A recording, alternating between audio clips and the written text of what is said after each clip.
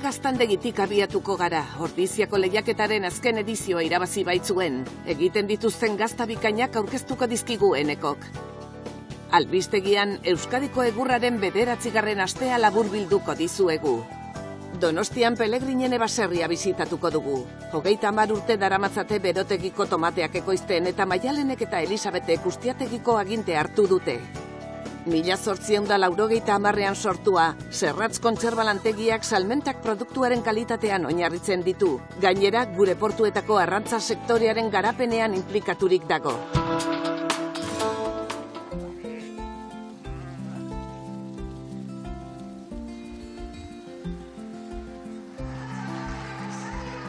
Ordiziako gazta lehiaketan segurako ondarre gaztandegiak arrakasta handia izan eta egun batzuetara, Eneko goiburu bisitatu dugu Ardi etxaldean eta gaztandegian.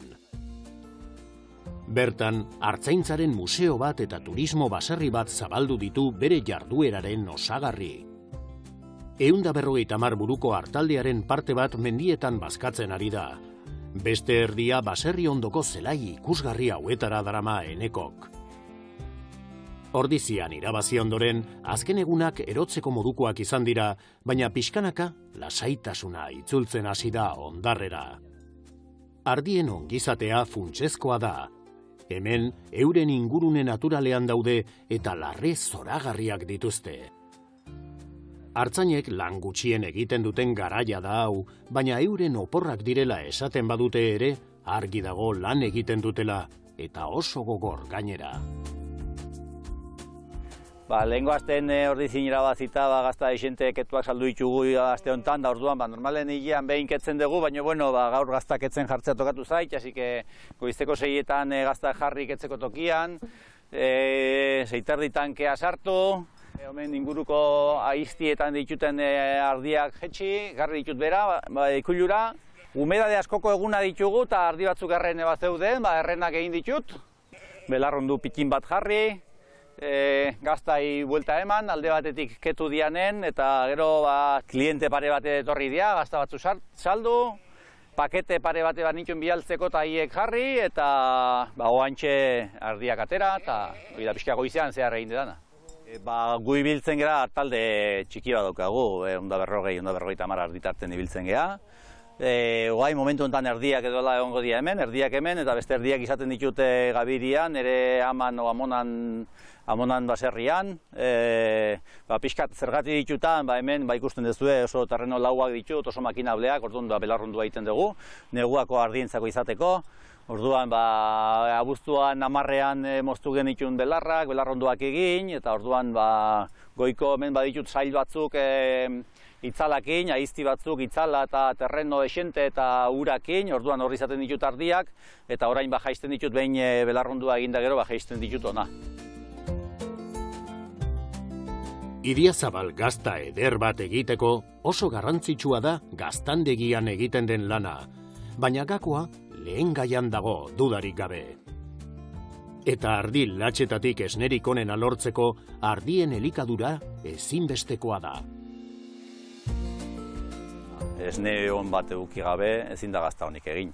Orduan gazta egiten gauzai garrantzitsuenetakoa esne hon bat edukitzea da. Eta guk hemen ondarren nola funtzionatzen dugu, azkenen da guk nahiko manejo tradizionala egiten dugu. Ardiak kanpoan aldan gehiena, terreno asko daukagu ditun ardiak izateko, orduan aldan gehiena berdea, kanpoan aldan egun guztietan, eguraldiak ematen duen, eta larrea dagoen bitarten, belarrondua etxen egiten dugu, eta gero, azaro, abendu, urtarrila, otsaila pasatzeko erosi behar da, ez dago beste bueltaik, erosten dugu alpapa, erosten dugu olo, artoa, mezklatxo bat, baina, saiatzen geha aldan neurri, geure alimentazio ukitzea, eta manejo tradizional bat, ardia kanpora. Enekok, hainbat urtetan industrian lan egin ondoren, bere guraso Felix eta Karmeleren lekukoa hartzea erabaki zuen. Enekok bere lanaz gozatzeko dituen arrazoietako batzuk honako hauek dira. Bezeroekin eta lagunekin zuzeneko harremanak ditu, lana eta familia bateratu ditzake, naturaz gozatzen du eta gure kultura tradizionalaren zati bati jarraipena ematen dio. lehenengo sektoreko aktibitatea hauetan egunero lan egin behar da. Orduan gauza garrantzitsuna klienteak etortzea, eta gazta erostea, eta esatea goxoa ite dutela, esatea SME gazta gustatzen zaiela, gratifikantena da hori. Gero gure objektiboa hemen zein da, baserria pixka txukun mantentzea, inguruko zelai terrenoak ondo mantentzea, produzio txikitxo bat, duin bizitzeko ateatzea, hori da guk hemen egiten duguna. Lanetik ez aberastuko, así que, gure ohiturak mantendu, gure gaztaein, gure hemen segurako madurako terreno berde eta lau hauek ondo zaindu, ondo mantendu, pixkatu da egiten duguna. Lehiaketa batean parte hartzeko, lehenengo eta behin, eramango den gazta aukeratu behar da. Horretarako, Goiburu Murua sendiak dasta bat egiten du. Piskat hautaketa egiten dugu, gure etxeko itxura da, etxean egiten dugu. Nire aita eta bion arten aukeratzen ditugu 6-7 partida, hori 6-7 egun desberdinetan egin dian gaztak. Eta gero elkartzen geha nire bian nahiak, neu, aita eta ama, eta egiten dugu kata bat egiten dugu, etxean. Abuztu erdi bukaera inguruan horrela, ikusteko pixkatze, saritaraze, gazta ama behar ditugun. Eta egia esaten bezu aurten, inoiz baino gehiago kostatu zaigu, zen oso gazta antzekoak, eta pixkat opinio desberdinak, baina ematen dunez ondo aukeratu dugu eta ondo asmatu dugu ordizira ze gazta eraman behar genuen. Gazta irabazlea gazta ketua zen, baina estok guztia agorturik dago eskari ugarien ondorioz. Enekok antzeko gazta bat dastatu du, baina ketu gabea da. Ordizira aurkeztu genuen gazta, honen oso antzekoa da, martxoko gazta bat zan, martxona mairukoa, ja denbora desente daukan gazta, orduan zaporea hartuta dauka, zapore desente, gero kanpo aldetik bazala eta oso ondo mantendu da, oso korte polita, gazta itxuba, zulori gabea, zerkoa ere ondo mantentzen du, kolore ondo mantentzen du, eta gero usai oso intensoa dauka, zapore oso intensoa dauka, etxeko arkumen gatzagi naturalekin egiten ditugu gure gaztak, eta orduan 6-7 hilabete eta gero asko oso zapore intensoa dauka, eta oraindik bere testura mantentzen du, mantekosoa dago. Orduan da gazta oso kompleto bat, da oso gazta zaporetsu bat, testura oraindik mantekosoa mantentzen duna, usai izugarri daukena, eta bukaeran ketu puntu bat uste dizuna. Hori da gure gazta. Trazabilitateak gazta bakoitzaren xehetasunak ezagutzeko aukera ematen du. Ikuste duzu, gazta bakoitzak zenbakitik atera daiteke, egunetan egindakoa dan, zenbat litrokin egina, zenbat gazta egin genitun, eta gero daukagu erregistro osoa, ze hortutan hasi ginen egiten, zenbat denbora berotzen, zenbat denbora mozten, zenbat gatzak irabili gendun, erregistro osoa daukagu, zenbat ardi ditugun, dena trazabilitate osoa dago produktuarena. Saria jasotzean, Enekok eskua altxatu zuen, Ondarrek ordizian lortu dituen 5 garaipenak adierazteko. Lehena, haren aitona Santiago Goiburuk lortu zuen. Guretzako Ordizi oso toki kutxuna da, gu Goierritarra gea, bertakoa gea, nire aitonak eta birraitonak bertan saltzen zuten gazta, edo bertako saltzailei saltzen zieten gazta.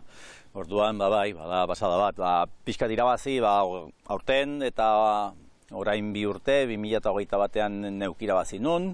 Azken 10 urteetan 3 aldiz, 2014ean nire gurasoek, 95ean nire aitak, eta 5 hori pixkat gure aitona Santiago Goibururi omentxo bat bezala, zebea jaiotzetik hiltzera izan zen hartzai, eta hori izan bere bizitza, eta hori izan bere bizitza osoan egin zuna, orduan behak 1970 urtean irabazizun Ordiziko txapelketa, orduan hori ginotxo bat gure aitona izen, garrantzitsu hori zaigu baita. Eneko gazta sorta bat keztatzen ari da eta prozesua ezagutzera gonbidatu gaitu. Gure etxean ohitura eta tradizioa da gaztak etzea, gaina gure aitunak pixkat gaztak konserbatzeko ketzen zuten, gaur egun zaporegatik egiten dugu, baina lehenko aste artean ketuen nituen gazta, baina aste hau eromena izan da pixkat, orduan saldu ditugu gaztaketu guztiak eta gaur goizean jarri ditut ketzen, eta biztazoa bota barde eta berre ketu dian ateatzeko. Ketzeko prozesua da, hau silo zar bat da, garai batekoa, orduan gazta jartze ditu hemen goran, hor lehiotxo bat dauka, sartzen deguan kea, abiltza ezun egurra, zenbat humedade dagon, gaztak azalan lain da daukaten, pixkat aldatzen da, baina gutxi gora bera 3 bat ordu alde batetik, gero buelta eman, nahiko koloratze dutenen, beste aldetik beste 3 bat ordu, horrelako zerbait, biztan detek pixka gehiago, pixka gutxiago, eta hori pasatzen denean, atera, gaztak garbitu eta kamaran sartu berriro, eta ja arratsaldetik aurrera saltzeko preste egongo dira. Ondo egindako lan zarro eta ordizian jasotako sariarekin pozik agur esan diogu Enekori. Artzain guztiek egiten dituzten gazten maila handia ere baloratu behar dugu. Gainera, artzain hoietako asko gazteak dira.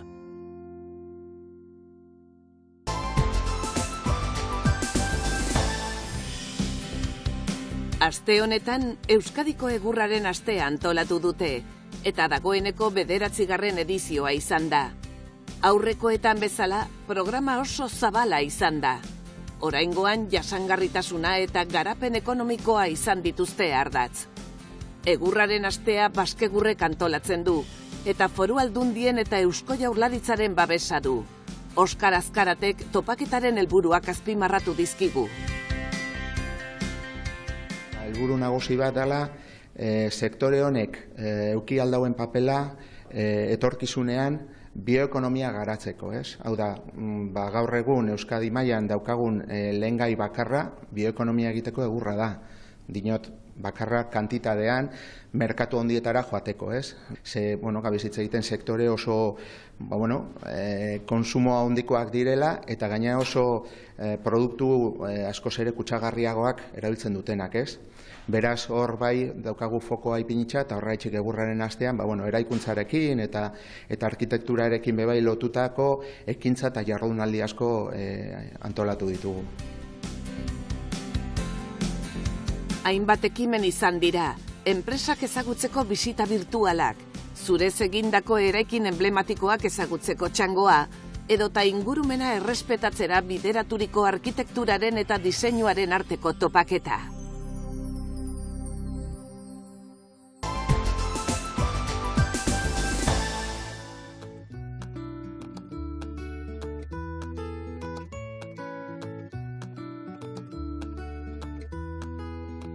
Donostiako Altza auzoan, Pelegrinenen, Odriozola familiak 30 urte daramatza berotegiko tomateak ekoizten.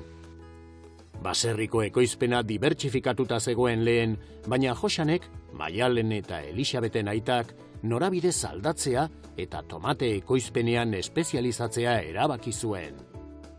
Harrezkero, Pelegrineneko hektareak handituz joan dira eta berotegiek teknologia osoa eguneratu dute. Tomateak zuzenean saltzen dituzte baserrian eta denda eta merkatu txikietan, baina tomaterik gehienak merkabugatirako dira. Beste barietate batzuekin proba egin badute ere, gaur egun jak tomatea baino ez dute ekoizten. Elisabet eta Maialen duela 7 urte hasi ziren aitarekin lan egiten eta iaz ustiategiko agintea hartu zuten. Horretarako, sozietate zibil bat eratu zuten Gazteneken eta Foru Aldundiaren laguntzarekin. Berotegietatik paseatu ahala, ekoizpen integratuak eta hidroponikoak erakutsi dizkigute. Hemen, landariari egiten zaizkion tratamenduak mugatuta eta kontrolatuta daude. Berokeigarria lortzeko, kogenerazio planta bat eta biomasa galdara bat erabiltzen dituzte. Ureztaketari, berotasunari, aireztapenari edota pantailei esker, tomate ekoizpenak urte osoan luzatua aldira. Tomatearen ekoizpenea dedikatzen gehan ustiategi bat geha. Bizitza guztia indego lana hontan, ni goatzen naizenetik gure familia honta dedikatzen da. Eta, hain gure aita jubilatu ingo da, eta nera izpa Elisabetetanik, ustiategian martxa hartuko dugu. Duela 6-7 urte hasi ginen lanean, eta gustatu. Eta oain aita jubilatu ingo da, Orduan erabaki dugu guk hartzea, baina autonoma bezala jarri gara, eta elkarte zibil bat sortu dugu bien artean, eta horrela. Maialenek berotegien ezaugarriak azaldu dizkigu. Guk negutegiak prestatuta dauzkagu urte guztian zehar tomatea produzitzeko, orduan hidroponikoan egiten dugu lana, goteroak dauzkagu, eta goteroen ondoan kalefazioa negutegiak berotzeko, negutegi konkretu hontan argiak dauzkagu ere, eta gero itzala emateko pantailak eta lehioak automatikoki irikita izten direnak, eta argiak neguan erabiltzen ditugu, argi ordu gutxien dagoen egunetan. Orduan guk idealena da argiak piztuta edukitzea 16 bat ordu, normalean goizeko 6-tatik gaueko 8 edo 10-etara, eta gero gauean itzalita egoten dira, ze landareak deskansatu behar du ere. Pelegrineneren helburuetako bat tomateak urte osoan ekoiztea da. Hori delata, modu mailakatuan landatzen dituzte eta berotegien teknologiari esker helburua lortzen ari dira. Zein negutegi desberdin dauzkagu, eta bertan dauzkagun teknologiak kasu honetan kalefakzioak, ez daukagu kalefakzioa negutegi guztietan, baina daukagun negutegiak uzten digute urte guztian zehar tomatea edukitzea, eta orduan negutegi desberdinetan modu mailakatuan egitean landaketa, lortzen dugu eduki beharrean tomatea dena batera, pixka bat modu mailakatuan eduki alizatea gure bezeroei urte guztian zehar gutxi gora bera eman alizateko produktua. Bi aizpek esperientzia handia pilatu arren, laguntza eta aholkularitza jasotzea ere garrantzitsua da. Gaztenek bezalako laguntzak garrantzitsuak dira gutzat laguntza ekonomikoaz gain, noski garrantzitsua dela, jakitea pixka bat horratzean dagoela aholkularitza bat lagunduko diguna tema fiskaletan edo gizarte segurantzan edo guk hainbeste kontrolatzen ditugun asuntotan, jakitea horratzean daudela entidade desberdinak guri laguntzeko prest, lan hau batzutan igual pixka bat bakartia da, hemen gauden egutegian eta pixka bat astuta kanpoko munduaz, eta jakitea horratzean dagoela jendia guri laguntzeko prest, beti da lagungarria. Elisabetek eta Maialenek asebetetzen dituen irtenbide profesional bat aurkitu dute Pelegrinenen. Nik uste garrantzitsua dela edo ikustea gure aitak edo gure familiak kasu honetan urte askotan zehar egin duen lanak jarraipen bat edukiko dula eta hau ez dela galduko eta gure bezeroek jarraituko dutela kalitatezko produktu bat edukitzen, hori bertakoa dana eta gugia esperientzia baten ondorioz egiten dakiguna, nik uste garrantzitsua dela. Euskadiko nekazaritza ustiategien erreleboa da lehen sektorearen erronkarik handienetako bat. Maialenen eta Elisabeten adibideak eta horren antzekoak sektorea gaztetzen jarraitzera animatzen dute.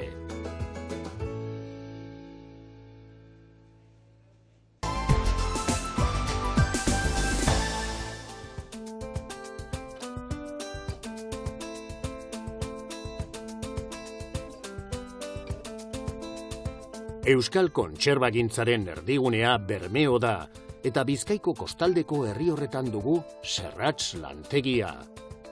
1880ean hasi zen lanean, eta beste kasu askotan bezala, Mediterraneoko kontserbagileek sortu zuten antxoarik onenaren bila etorri baitziren. Kantauriko antxoaren bila hain zuzen. Bermeon, Serrats sendiaren historia 1870ean sortu zen. Gure herenaitonak eta berraitonak erabaki zutenean antxoarik onena Kantaurin zegoela. Gure sendian eren aitona izan zen horretara dedikatu zen bigarrena. Lehenago antxoak, gatzunetan ekoizten baitzituzten La Eskalan. Beraz, aitasemeek Bermeora etortzea erabaki zuten. Eta horrela jaio zen Serratx lantegia. 1870, 1880 urteetan. Euskadiko arrantza sektorean, kontserba lantegiak katearen begi garrantzitsuak dira. Arrantzak eta kontserbagintzak elkarren premia dutenez, batasun bat osatzen dute. Zergatik sortzen dira kontserba lantegiak? Arrantzaldietan arrain asko harrapatzen delako sortzen dira, eta ez dago dena saltzerik. Unean bertan ere ezin da kontsumitu. Beraz, nora eraman daiteke arrain hori guztia urte osoan kontsumitu dadin? Kontserba lantegietara, noski. Gaur egun, kontserba lantegiek arrantzaleekin batera egiten dute lan, Kantauri itsasoan daukagun altxorrari balioa emateko. Kantauriko produktuekin lan egiten duten kontserba lantegiak bereizten dituena arrain freskoa da. Ez baitu zerikusirik gainerako arrainekin. Guk mundu osoan saltzen dugunok, egunero ikusten dugu eta frogatzen dugu hori. Gaur, ekoizpengunean, euren produktu kutxunetako batekin ari dira lanean, hegaluzearekin. Serratx lantegiak kostaldeko arrainekin bakarrik egiten du lan. 100 urtetik gorako enpresa honen ikurra kalitate goreneko lehengaia da. Eta ikusten ari garenez, hegaluze bakoitzaren burua eta erraiak kenduz ematen zaio hasiera prozesuari. Kantauriko hegaluzea da gure lehengai nagusia. Serratx kontserbak gure arrantzalek Kantaurin harrapatutako hegaluzeekin eginak dira. Arrantzaldia ekainetik irailera bitartean izaten da. Orain harrapaketen 90% gaude eta Kantauriko arrantzaldia amaitzear da. Serratx enpresan garbiketa lehengaia bezain garrantzitsua da eta horretan ematen dute denborarik gehiena ekoizpen prozesuaren espazio guztietan. Gaurkoz, ia amaitu dute hegaluze guztien buruak mozten. Lonjan erosten dugu eta nahi duguna aukeratzen dugu. Gero lantegira ekarri eta lehen urratsa, burua eta erraiak kentzea da. Lehenik burua kentzen dugu eta jarraian erraiak. Urrengo fasera igaro aurretik, hau da, egosi baino lehen, garbitu eta uretatik pasatzen dugu odol arrasto guztiak kentzeko. Egoste fasera, arraina ahalik eta garbien iriz dadin saiatzen gara.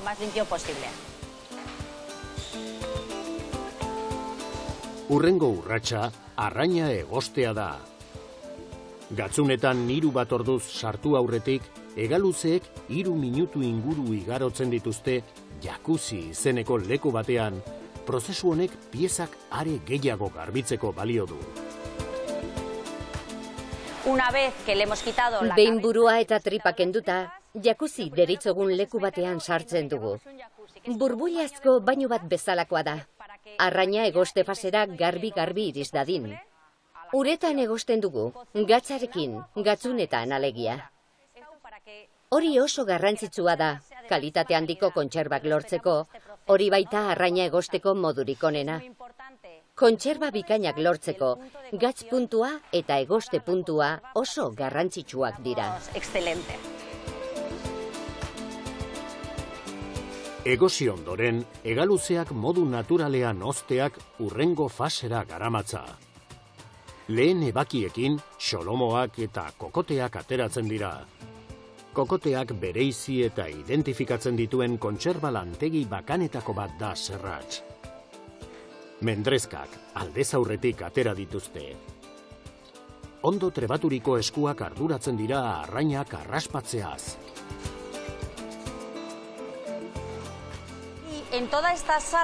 Areto honetan solomoak garbitzen dira. Lehen garbiketa egiten dugu eta hondakinak baztertu egiten dira. Gero, 2. bat eta 3. bat. Beharaina aldiz, produktuak guztiz garbi egon arte. Kalitaterik handiena eskaintzeko beti. Solomoetatik kokotea ateratzen dugu. Kokotea bereizita eskaintzen dugun kontserbagile bakanetakoa gara. Solomoen eta mendrezkaren arteko zatia da, eta gero solomoak ateratzen ditugu. Zenbakiek trazabilitatea errazten dute. Badago jakiterik zein itsasontzik harrapatu duen hegaluze bakoitza. Arraina garbitu duen pertsonaren txartelarekin identifikatuta dago produktua. Trazabilitate prozesua osatzeko, datu guztiak ordenagailura doaz. Pote bat hartu eta atzera egin dezakegu, hegaluzea zein itsasontzik ekarri zuen jakin arte. Trebetasuna eskatzen duen beste prozesu bat, xolomoak, kokoteak eta mendrezkak poteratzea da. Serratx markako hegaluze kontserben prozesuaren amaierara iritsi gara ia.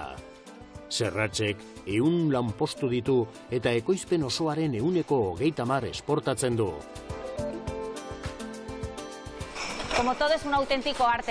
Gauza guztietan bezala benetako artea da. Begiekin jaten dugu.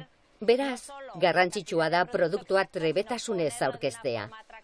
Ez bakarrik produktu kantitate zehatza jartzea, baizik bisualki erakargarria izatea, begietarako gustagarri gerta dadin. Hemen solomak prestatzen ari dira, eta hemen mendrezka garbitzen. Hegaluze kontserbetako izarra mendrezka da. Zatirik ezeena, suabeena eta gozoena da. Eta bereiz lantzen da, hasieran ikusi dugun arraspatzea ere espaitu jasaten. Ona ekarri, eta banan-banan garbitzen da. Latan sartu, pisatu. 9 kiloko hegaluze batetik, lantzen dugun batez besteko tamaina hori baita, 91 gramoko lata terdi bat mendrezka ateratzen da. Ikusten duzu ez da? 9 kiloko piztitzar batetik, lata bat terdi mendrezka.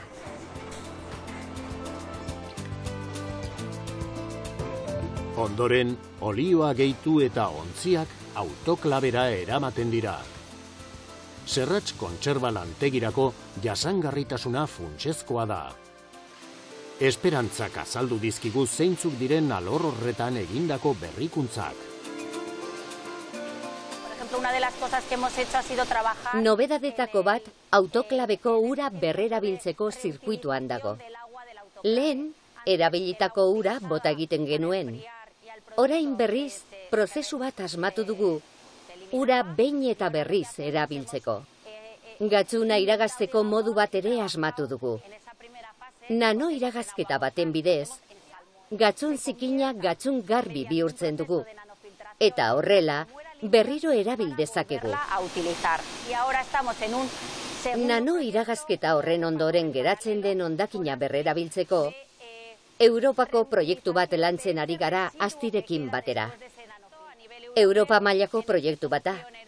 Horra itzindaria gara eta lanean ari gara prozesu guztia jasangarria izan dadin. Etorkizunaren gakoa hor dagota.